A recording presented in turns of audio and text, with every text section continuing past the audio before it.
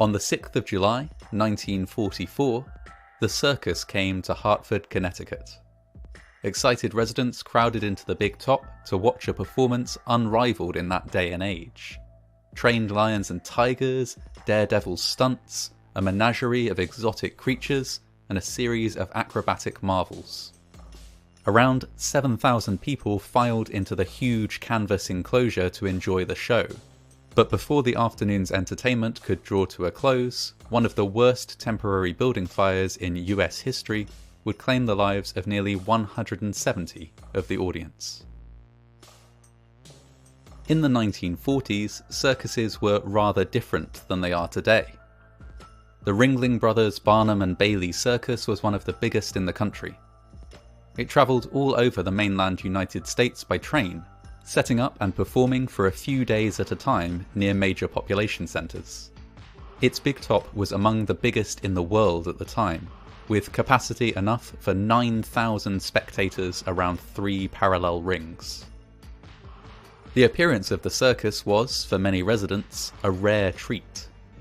The Second World War had been raging for several years, and so chances for fun were few and far between. Anyone who wanted to visit would have had to make use of rationed gasoline to get there, and might have struggled to find time out from demanding work for the war effort. Because many men were serving overseas, it was mainly women and children in attendance that day. The circus itself was also impacted by war. Resources were scarce and transport was often disrupted. The movement of munitions and supplies for the war took priority over everything else.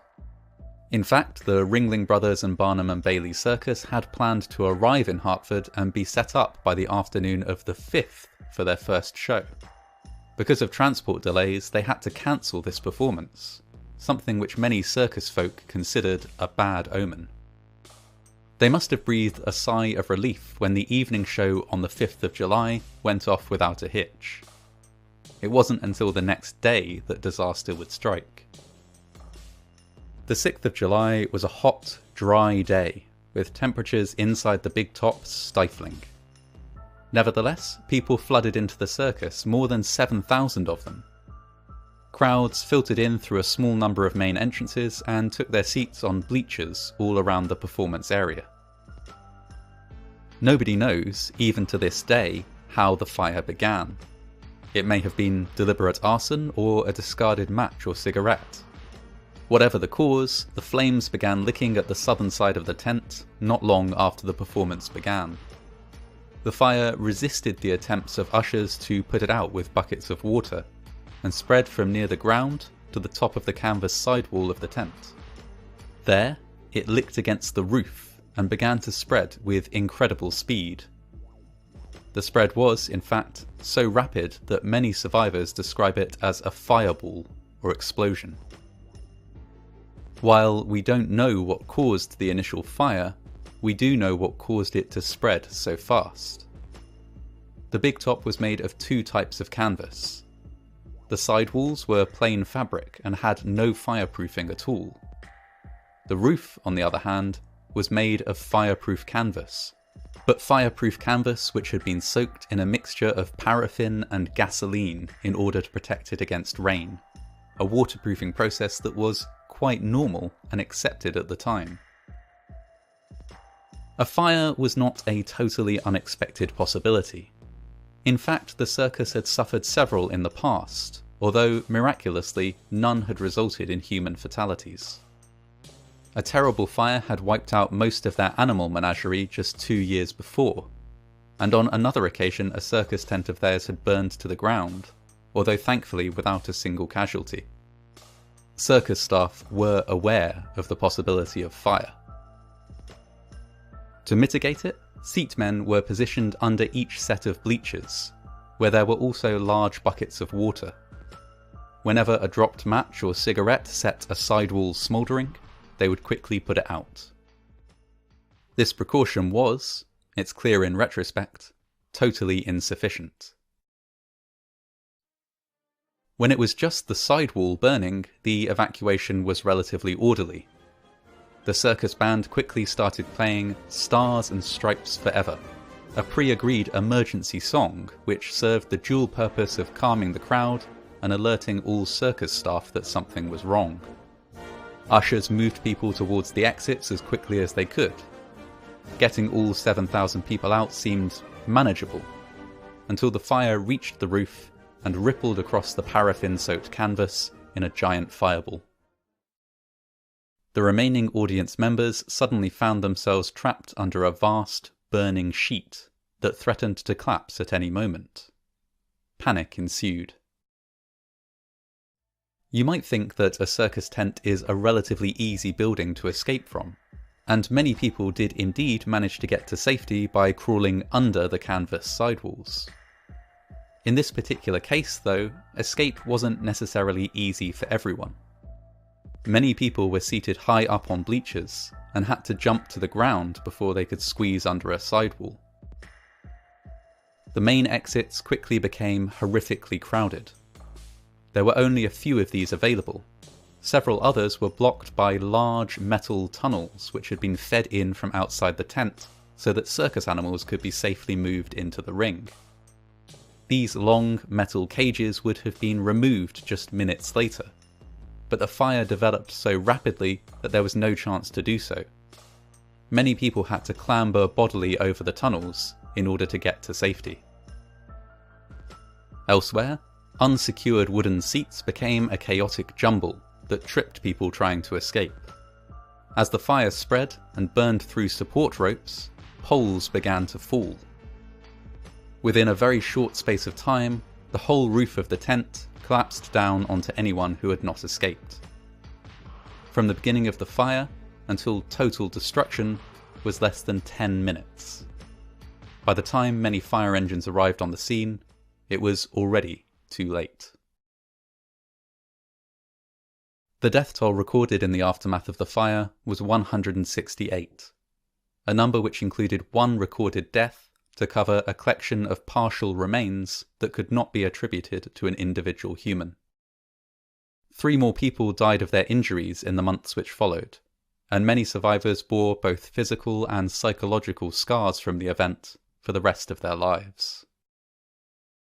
Even taking place in wartime, the Hartford circus fire was a shocking disaster. These were ordinary people, many of them children, who had been enjoying one of the very few forms of entertainment still available to them. One death which particularly captured the attention of the public was that of Little Miss 1565, an 8-year-old victim who could not be positively identified and so was named for the number on her mortuary tag. Her picture appeared in papers across the country, but it wasn't until decades after the fire, in 1991, that she was finally identified as Eleanor Emily Cook, and her remains were moved to a plot beside her brother, who had also died in the fire. Another image also circulated widely after the tragedy, that of clown Emmett Kelly.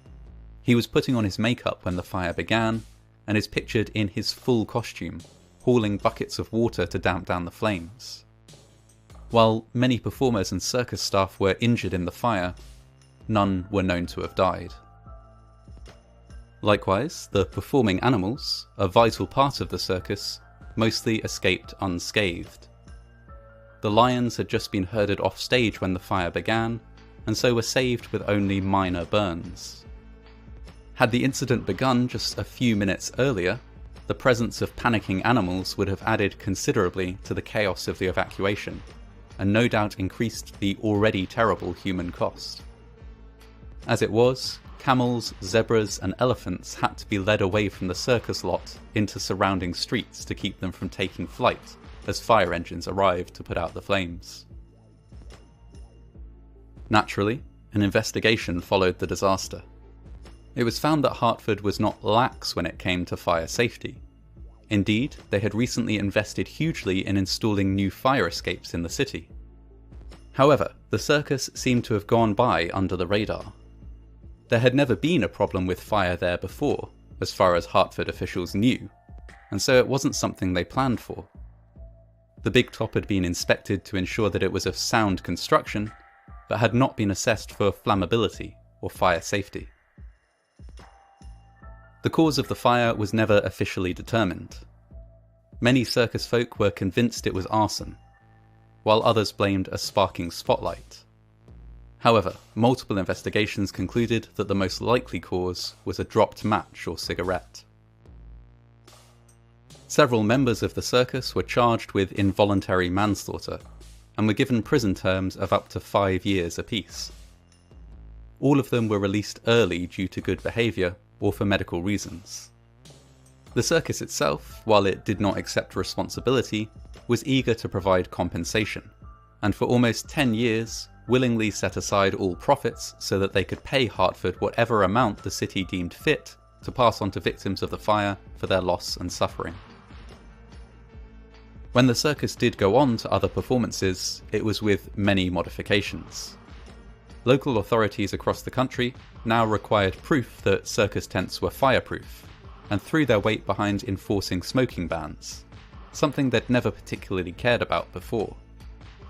Fire inspectors started routinely turning up to check on circuses, even in cities where they never previously had. The fire, although terrible, had made the country aware that such a disaster could happen, and that steps were required to prevent it. A permanent memorial to the disaster was put in place around the 50th anniversary of the fire. A metal plaque marks where the centre of the main ring once was, and a circle of trees outlines what was the footprint of the big top. Current fire safety standards make it likely that, in the US at least, this is the last memorial to the victims of a circus fire that will ever need to be built.